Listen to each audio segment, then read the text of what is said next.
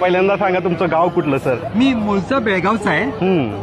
एक सामान्य घरामध्ये वाढलो, 6 बहिणी, 1 भाऊ. वडील रिटायर झाले आणि त्यानंतर मी घरची थोडीशी जबाबदारी घेतली. मग नंतर BSc केलं, MSc केलं आणि मग अमेरिकेमध्ये जायचा संधी मिळाली. आता बघा मी अमेरिकेमध्ये 47 वर्ष आहे. अमेरिकेमध्ये आमदार झालो, खासदार झालो. आता खासदार आहे. 2 वेळेला मी खासदार म्हणून निवडून आलो. बापरे. त्यापूर्वी मी मोठा अमेरिकेमध्ये बिझनेस केला. कशाचा बिझनेस होता माझा? हे बघा मी केमिस्ट्रीमध्ये PhD केली अमेरिकेमध्ये. आणि त्यानंतर एक लहानसा बिझनेस सुरू केला, फार्मास्युटिकल प्रॉडक्ट डेव्हलपमेंटच्या सर्व्हिस असा बिझनेस होता माझा. आणि तो बिझनेस खूप वाढला.